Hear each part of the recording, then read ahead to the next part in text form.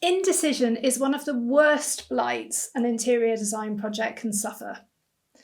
The inability to make swift, confident decisions not only causes expensive delays, it can also undermine the essential trust that lies between a designer and their client. By understanding indecision, we can work out helpful strategies and hopefully avoid the worst outcomes.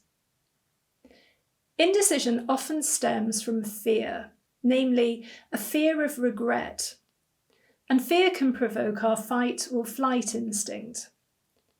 Your client might be afraid of making the wrong choice or spending their hard-earned money or being overwhelmed by endless options. Sometimes people are indecisive because they really aren't sure about their own taste. It really helps to spot potentially indecisive people up front, so be on the lookout for clues in communication about their decision-making patterns. For example, I had a client who would regularly arrive cold and wet to meetings because she couldn't find a perfect winter coat, and in the end that hunt took 3 years. You need to prepare your clients for decision-making from the outset. Begin by outlining the qualities that contribute to a successful project, emphasising the value of quick and firm decision-making. This helps to set expectations and to prepare your client mentally. A concept or mood board that sets the direction for the project can help a client to define their style. For each major component of the project, establish a clear and concise brief. The tighter the visual and written specification for each element of the project, the easier it is to spot the things that are wrong. And this helps in narrowing down choices and focusing tightly on a smaller number of options that can be shown to be in line with the client's vision and needs. Fully explain your search process, telling clients about the rigour and thought behind your selections, sharing your experience and knowledge of the field, the extent of your research, helps to reinforce the fact that the options you present have been carefully curated, and this cuts down, hopefully, on the need to explore every available avenue. Help clients understand and manage their decision fatigue. Schedule decision-making at times when the client is likely to be most relaxed and receptive. Take time to explain the theory behind a design style and share why your selections are just right. You are the expert. Your client may not understand that an all-white room is actually made up of finishes in a variety of textures and tones. So show an example first, explain the theory, and then show how you've created a consistent response. The time invested in coaching will build trust and confidence, and net is going to save you time thanks to quicker decision-making down the line. You know what it's like when a restaurant menu has too many options. Minimise unnecessary choices by setting aside the products that you've filtered out, but keep all of your research in case you need to revisit decisions.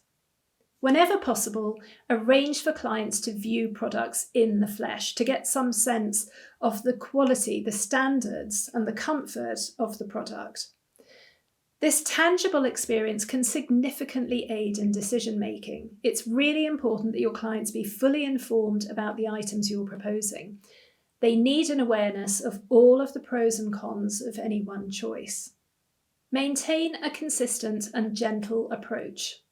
Acknowledge the stress associated with decision-making. Offer supportive guidance without being overbearing. Introduce the idea that not every choice needs to be perfect. Sometimes compromising on a solution that meets most criteria is much better than delaying and hoping for perfection. Remember that 90% is a top A-star grade. If your client is open to the idea, set a final decision deadline, a date when the best option will be selected and the project will move on with no backward glances. Do not force your clients down a particular route, but do make it clear when indecision and missed deadlines are about to create negative consequences, and I mean before this actually happens. If indecision starts to impact the project timeline or budget, communicate this clearly and calmly, face to face. Always convey tricky messages in person and then follow up in writing.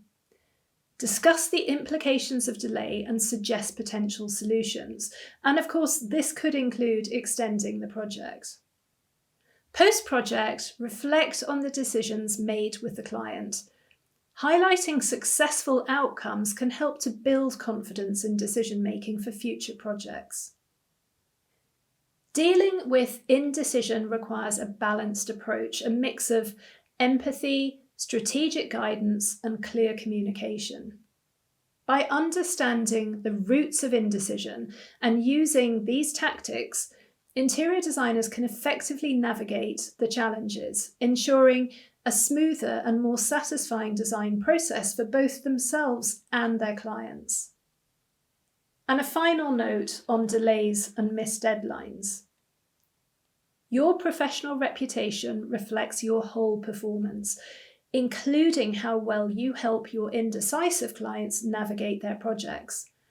Working with indecisive clients becomes more stressful if you're on a fixed fee contract, if your time isn't billable, but you're still deep in the weeds of the project. Before the project starts, it's helpful to discuss the continuation of your consultancy services in the event of a project overrun because of events outside of your control. This can help focus your client on making timely decisions, and if you've gently, and by this I mean during face-to-face meetings, if you've gently advised your clients about delays that they're incurring, it could help to frame any conversation about an extension to your contract, if this becomes necessary.